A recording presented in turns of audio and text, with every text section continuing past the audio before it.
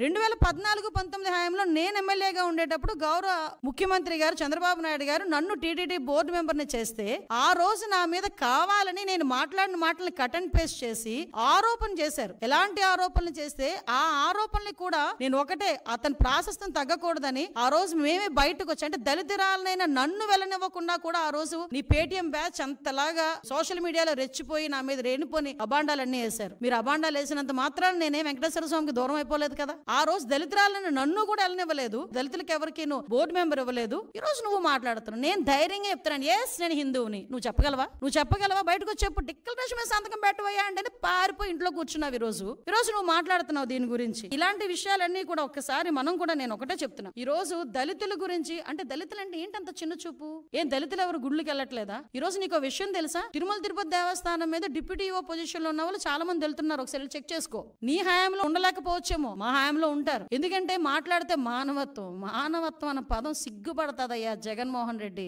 నీ నోట్లోంచి ఆ పదం వస్తే మానవత్వం గురించి మాట్లాడేటప్పుడు వెనకతలు పిక్చర్ వేసుకో. మీ బాబాయ్ హత్య, గొడ్డలిపోటు గురించి ఒక పిక్చర్ వేసుకో, అప్పుడు మానవత్వం గురించి మాట్లాడదు. కానీ వెనకతలు ఇంకో పిక్చర్ వేసుకో. నీ చెల్లి వీధి ఢిల్లీ గల్లీ తిరిగిన పొజిషన్ గుర్తుపెట్టుకో. మానవత్వం గురించి నువ్వు మాట్లాడేటప్పుడు షర్మిల ఈ రోజు రోడ్డుకి ఎందుకు మీకు వ్యతిరేకంగా మాట్లాడుతుందో ఒక్కసారి ఆలోచించు. మానవత్వం గురించి ఆలోచించేటప్పుడు నీ తల్లి ఏం చేస్తుందో ఒక్కసారి ఆలోచించు. నువ్వు మానవత్వం గురించి మాట్లాడతావు. మన సెక్యులరిజం, ఏమి సెక్యులరిజం? అందుకేనా సార్వభౌమత్వాన్ని గురించి, సెక్యులరిజం గురించి నువ్వు మాట్లాడతావు? ఇదేం దేశం మాట్లాడు. అసలు నిజంగా చెప్పాలంటే నిన్న ప్రెస్ మీట్ తర్వాత ఇదేం దేశం, ఇదేం మతం, ఇదేంటి అని మాట్లాడు. దేశ బహిష్కరణ కింద నిన్ను బయట పంపించేయాలి. అఫ్ కోర్స్ నువ్వు ఎలాగో వెళ్ళిపోదాం నిర్ణయించుకున్నావేమో కాబట్టి ఇలాంటి మాటలు మాట్లాడుతున్నావు. లాస్ట్ 5 సంవత్సరాలు చక్కగా సంపాదించి బయట పెట్టుకున్న బయట దేశాల్లో, ఇంకెలాగ ఇక్కడ ఉన్న వాళ్ళు బయటకు వస్తే తన్నేలా ఉన్నారని చెప్పేసి వెళ్ళిపోవడం రెడీ అయినట్టున్నావు. అఫ్ కోర్స్ అందువల్ల నువ్వు ఆ మాట మాట్లాడుతున్నావేమో. నిజంగా దేశద్రోహం చట్టం గనక ఉండుంటే నిన్న ఆ కేసులు ఈ రోజు బుక్ చేసేవాళ్ళు. దేశ బహిష్కరణ అన్నదే నీకు కరెక్ట్. భారతదేశంలో పుట్టి భారతీయుడిగా ఉండి ఏ